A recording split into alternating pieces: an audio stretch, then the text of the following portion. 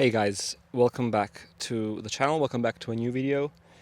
I'm going to be doing a little bit of a different video today, and it's going to be more like a flow state, just me kind of like thinking about some stuff that I always think about on like bike rides and things like that, but that I don't really know how to put into a video form, so it's going to be like kind of like a flow state podcast, something like that. And what I'm going to be talking about is like taking advice from people, and how that has evolved during my life and what I do now. And I'm going to touch on what it's like to break up with your fiance and be single again after 6.5 years of being in a relationship. And that is still kind of like unbelievable to me, but it's what happened. So I'm going to be sharing a bit about that today. So we are in Turin. I'm in a park next to my home. I'm staying here for now. I'm kind of like trying to buy a van or some kind of car in which I can basically live, put my bikes in and work from, but it's not really that easy. It's kind of hard to find a good deal for a car that isn't like completely beat up.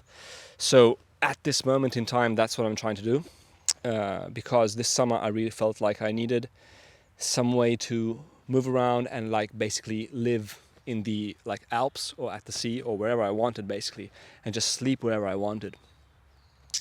So that's what I'm doing right now. I'm really hard at work. I'm working on a lot of different freelance video projects, which are taking up most of my time, and that is why I've been slacking so much on the uploads. But hopefully that's going to change now, because I've kind of like closed off the biggest project, almost a couple of days left, and then the rest is like easier going stuff.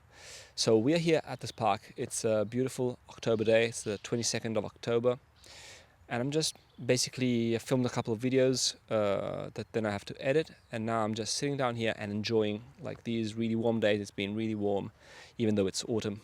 Kind of like unusual for this time of year, but I'm not like bashing it. It's okay. I went on a really cool bike ride in the mountains the other day. Got up to almost 2,500 meters off-road gravel. It was really sick.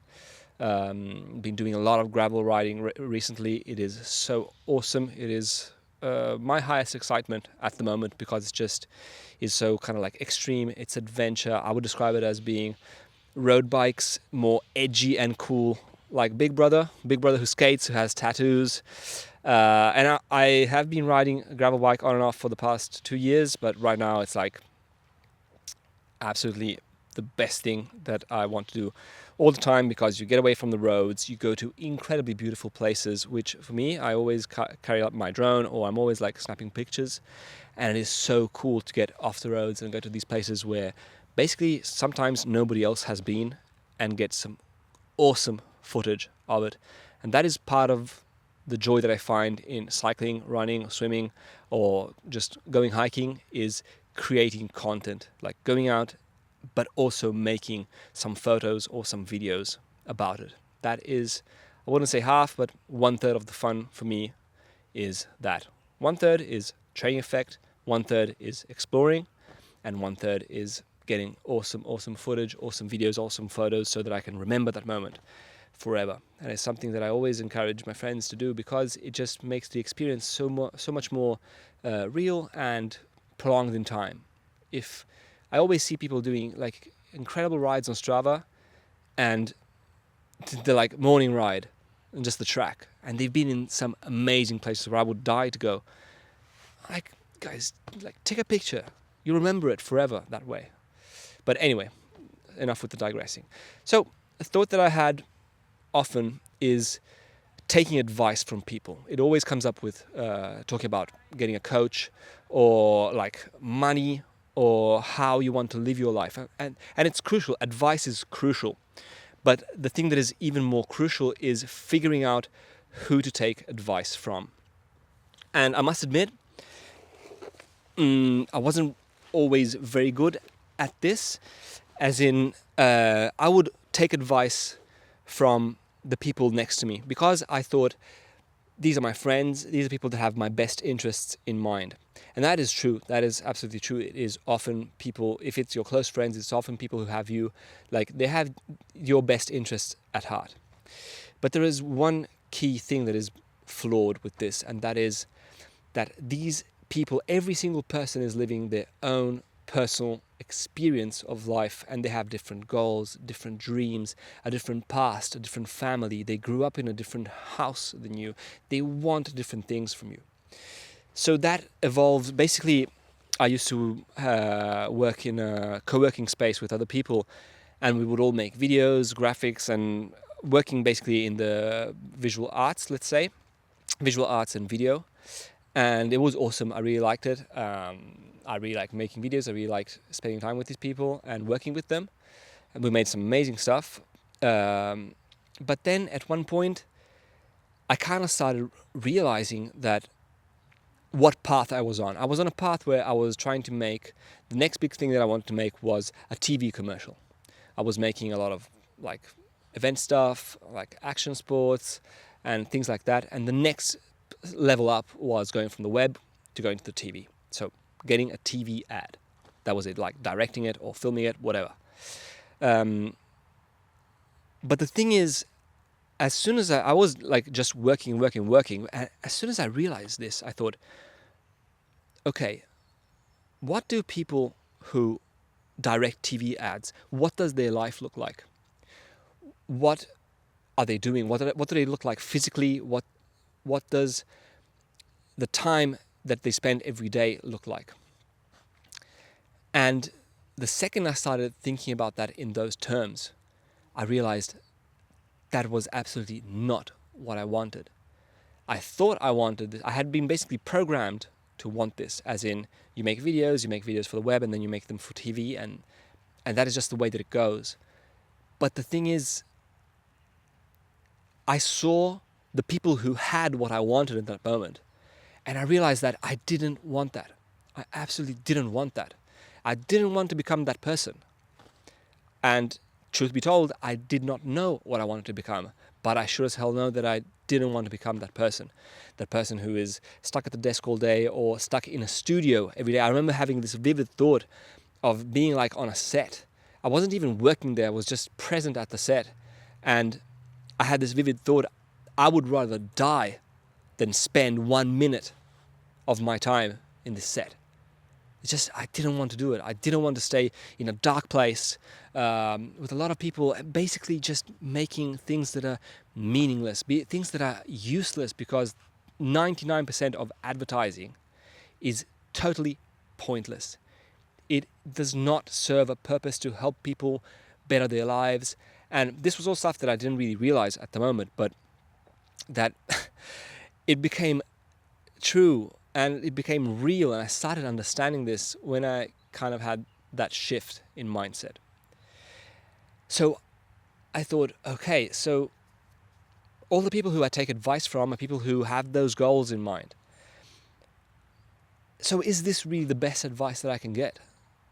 And I started realizing maybe not, because taking advice from people who have a certain goal in mind, but if that is not your goal, why would you take advice from people who are after something that is not your goal? And that's where I shifted, and I shifted to, I only take advice from people who have the exact thing that I want. Be it in sport, be it in work, be it in all aspects of life. I only take advice from people who have the specific thing that I want. And this was sort of a difficult moment, because I needed to find these people. I needed to find the people that, well, first off, I needed to realize what I wanted. And that became apparent when I had like fibromyalgia, and I was like, basically, I couldn't run, I couldn't cycle, I couldn't spend time outside because I was in so much pain. My back ached so bad that if I stood up for like 10, 15 minutes, I would have to literally lie down because all my muscles were so contracted. And in that moment, that basically lasted a whole year, let's say, with like really bad months. It was like four months in which basically I was at home with nobody. And that was absolutely so bad in that moment. But in reality, it provided a lot of mental clarity and a lot of time thinking about what do I want. And being basically having everything taken away that you like, which is spending time outside, and maybe I didn't even realize that I enjoyed those things so much, like cycling and running. But having them taken away provided me with a fundamental mind shift in which I realized health, movement is fundamentally important to me. Okay, sorry, I had to restart the camera because the battery went out. So in this moment, I realized that health, movement were really fundamentally important to me. When you have something taken away, it oftentimes is when you really realize that you want that thing and it is something that is really important to you. And that is what happened to me. And while I'd already stopped drinking at this point. I'd stopped drinking a year prior to this, basically. So I was already kind of like, my mind was already way clearer than before, than when alcohol was in the picture. But I was still kind of like addicted to the grind, let's say. And having this forced stop in which I basically couldn't work, I think was a sign from my body and my mind that, and the universe, whatever it is, that I needed to reevaluate what I was doing. That what I was doing wasn't right for me. And it had to send me this really hardcore message in the vest of fibromyalgia, which causes incredible pain, like really massive pain. And it is a neurological condition. Basically, your amygdala is always fired on. Your stress control system in the brain is always on. Sleep is really bad. You can't sleep. It's terrible. And how you fix it is basically working on stress. You have to remove all stresses from your life. Stress is stimulants. But that's another video. What happened is, when I was home, alone, basically, I started listening to the Ritual podcast, which introduced me to a whole different world of people doing unbelievable things, people who valued movement, health above everything else. That is the thing that I really learned, is that if you don't have health, you literally don't have anything. You could have 5 houses, you could have $100 million in the bank, you could have 70 cars, 50 Bugattis, but if you don't have health, you don't have anything, because you can't enjoy it. So that really made me focus on health. So I said, I need to take advice from people who have health as their main priority. And that's what I started doing. And from there, I got on like Ritual. I started seeking out positive role models of people who had the goals that I wanted. I kind of developed a passion for triathlon, so I started seeking out people who had already done what I wanted to do. People who had already done an Olympic distance triathlon, and I asked them what they did. And then I asked someone who had done a 70.3 what they did. And then someone who did an Ironman, what they did and how they did it. And the internet is a beautiful place for this, because you can reach people who are on the other side of the world. And it's one of the main reasons why I started this channel. It is to be able to share my experience and maybe provide some information that might be useful to people who are all across the world. I have people from India writing to me. I have people from France, from Germany, from everywhere across the globe writing to me. I wake up in the morning, I open up Instagram, and I have messages from people all over the world. And it is people who might have some benefit from my mistakes, or some things that I maybe did right. And that is an awesome thing. So advice is great. It is absolutely fundamental to reach out to people who have already done what you've done or what you want, and figure out how they did it. Podcasts are a great resource. So that is advice. I only take advice from people who have already achieved the goal that I want to achieve, or that are on their way to get there. And that is my 2 cents on who to take advice from. Now, the second thing that I want to talk about is what it's like being single again after 6.5 years in a relationship. And it's really tough, actually, because I was in what I believe was not the perfect relationship. Of course, it had some good things, some things that weren't that great. But I truly believe that the person that I was with, especially in the beginning, was the person for me. Like, Sabrina was the perfect person for me. And it was incredible. The first years were absolutely incredible. Starting off from the moment that we met, basically, we are from the same city in Turin, and we had a lot of friends, like common friends, but the crazy thing is we had never seen each other before turning 27. I was 27 when I first saw her, the first time I saw her. Literally, like the first or the second time that I saw her and I saw what kind of person she was, I was 100% all in on